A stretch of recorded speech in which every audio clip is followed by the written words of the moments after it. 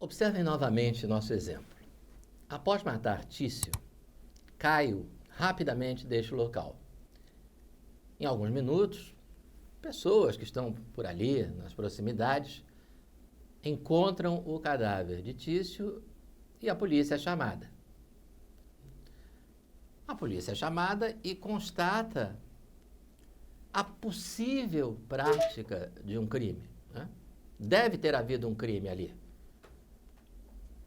Ou será que foi suicídio, né? Suicídio, obviamente, não é crime, vocês sabem. Mas, se houve um crime, será que foi um homicídio?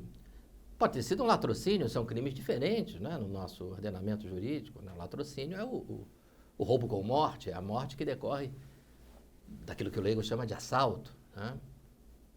E outra coisa, nós encontramos ali o cadáver, né? A polícia se depara com o cadáver, né? Com o corpo da vítima. Mas a pergunta crucial aqui é, quem praticou esse crime? Houve um crime? E se houve, quem o praticou?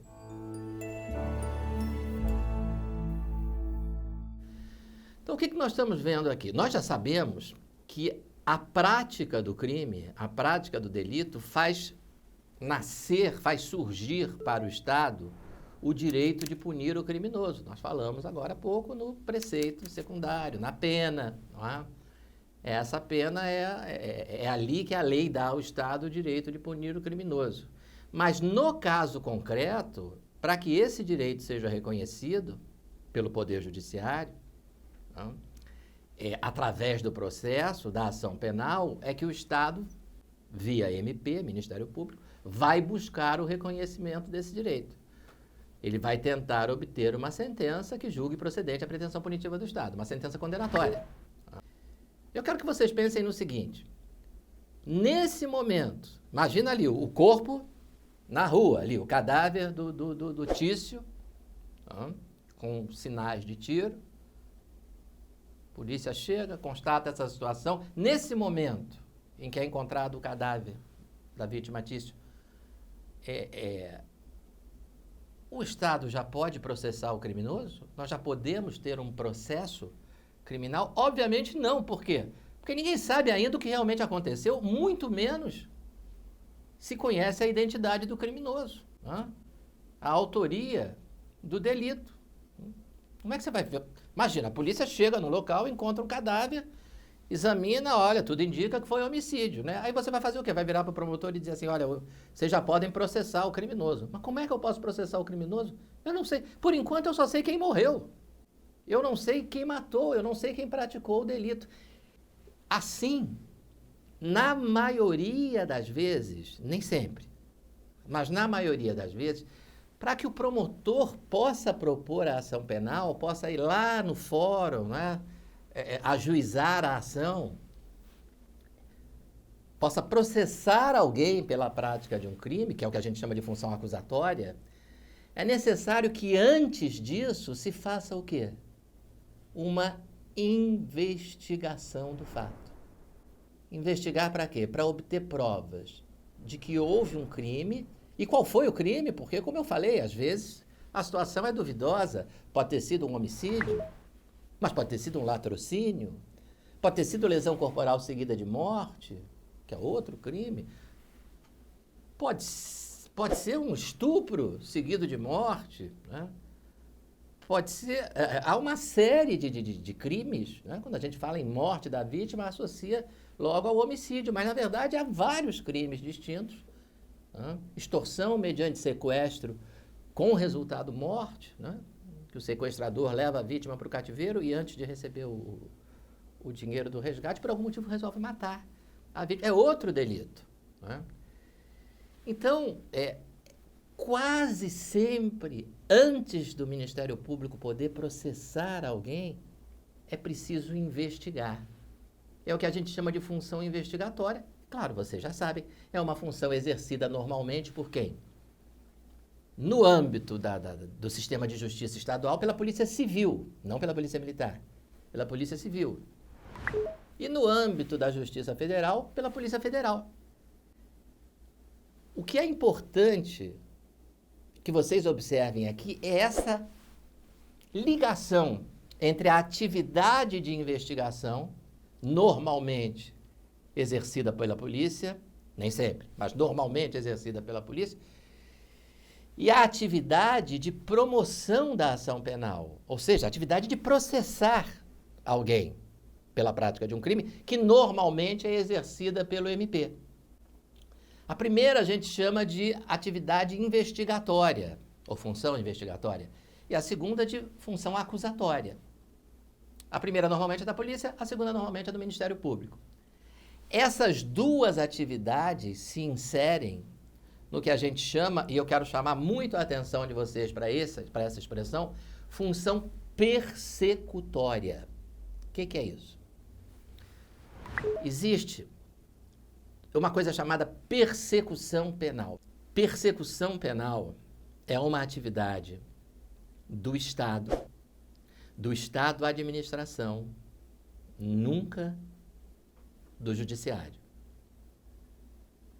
Persecução, obviamente, não é? O mesmo radical de perseguir, buscar. Persecução penal é a busca da pena.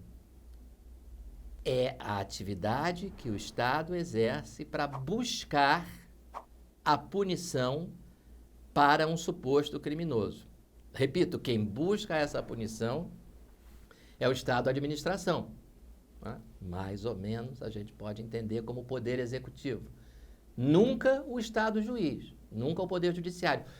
Lembrem-se de que o Poder Judiciário não busca nada porque ele é inerte. Todos lembram dessa característica? O Poder Judiciário não toma iniciativa de sair em busca de nada. Você tem que ir lá provocar o juiz, fazer um pedido, fazer um requerimento, fazer uma representação, exatamente para preservar a neutralidade. Se o juiz, por conta própria, toma uma iniciativa contra o réu, digamos, não é? Ele já saiu daquela sua posição de neutralidade. Então, essa função persecutória, a função de buscar a punição, buscar lá no judiciário, em última análise, né? Mas buscar a punição para um suposto criminoso, ela normalmente é exercida por dois órgãos do Estado da administração. A polícia investiga o crime para que o Ministério Público possa acusar, possa processar alguém. E o Ministério Público processa o acusado para conseguir que ele seja punido, que ele seja condenado. Né? E é uma coisa muito simples da gente enxergar. Ou deveria ser, porque muita gente faz confusão. Então, o pilar do sistema acusatório, né, que às vezes a gente ouve dizer assim, o sistema acusatório, o fundamental, o mais importante é a separação entre as funções de acusar e julgar. Não está errado, mas está incompleto. É um pouco mais amplo do que isso. O pilar do sistema acusatório é realmente a separação de funções, mas é a separação entre, de um lado, a função persecutória, investigar o crime, para depois processar o suposto criminoso. Essa é a função persecutória. Investigação e acusação. Tá? Lembrando sempre, vocês já perceberam, mas que a acusação é uma palavra que em direito processual a gente usa no sentido técnico. Né? A acusação é processar o réu, processar o acusado. É promover a ação penal, função do MP.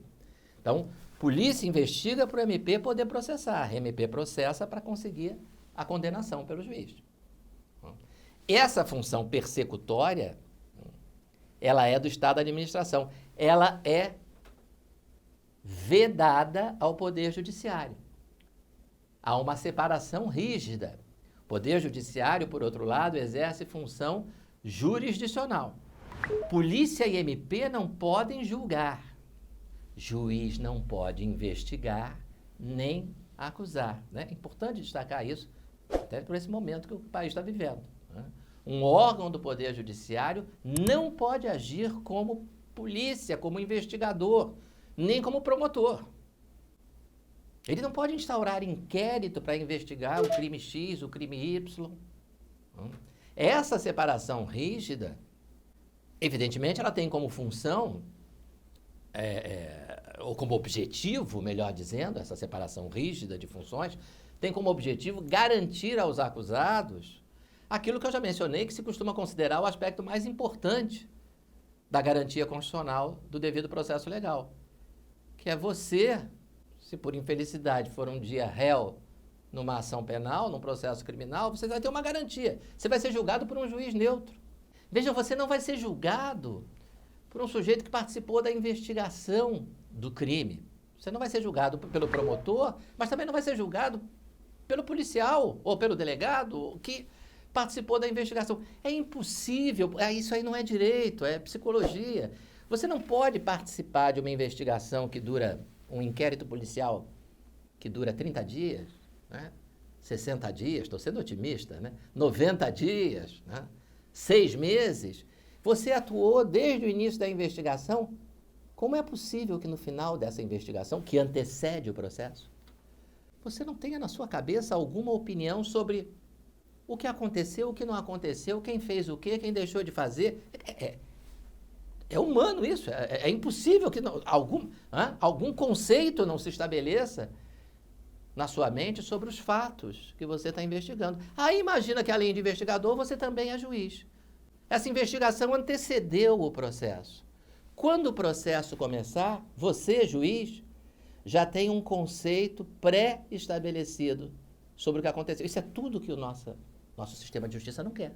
Que o juiz tenha um pré-conceito, né? Quer dizer, prejudice em inglês, né? Só olhar, né, a palavra lá, J-U-D-I-C-E. Preconceito é pré-julgamento. É a mesma coisa, né? O julgamento do juiz tem que resultar daquilo que ele vai aprendendo ao longo do processo. O juiz deve começar o processo com o menor conhecimento possível sobre o fato que ele vai julgar. O leigo não sabe disso, né? O leigo às vezes até se espanta quando eu digo juiz que testemunhou um crime, estava no banco, na hora do assalto, né? Não pode julgar. Ele foi testemunha. Ele tem um conhecimento do fato que antecede o processo. Ele já vai entrar no processo com a cabeça feita, digamos assim. Então, é por isso que a gente fala em processo de conhecimento, vocês sabem. Esse tipo de processo de ação penal é o que a gente chama, em teoria geral do processo de conhecimento. Como é que a gente chama a atividade probatória no curso do processo? Instrução. Instrução é para quem? Quem precisa ser instruído? Quem já sabe? Quem já sabe não precisa ser instruído. Quem precisa ser instruído é o juiz, porque a ideia é que ele não saiba. No começo do processo, ele não sabe se tem razão, é o acusador ou o acusado, o locador, o locatário, o credor ou o devedor. Isso ele vai tomar conhecimento ao longo do processo. Se ele atua como investigador, esse raciocínio foi por água abaixo. A investigação antecede o processo. Claro, ele já formou uma opinião, uma visão. Então, no modelo, vejam que o modelo que se contrapõe ao sistema acusatório é o chamado sistema inquisitório ou inquisitorial, cuja figura símbolo é o juiz inquisidor. Inquisa quer dizer investigação. Até hoje, é muito formal, quase ninguém usa, mas você pode falar inquisa para se referir hoje a um inquérito, a uma investigação policial, por exemplo. Mas a inquisa era o processo. O juiz inquisidor era o juiz investigador. Ele, por iniciativa própria, investigava, colhia as provas, não havia acusação formal e ele, ao final, proferia uma sentença, né, decidindo o que ele achasse por bem decidir.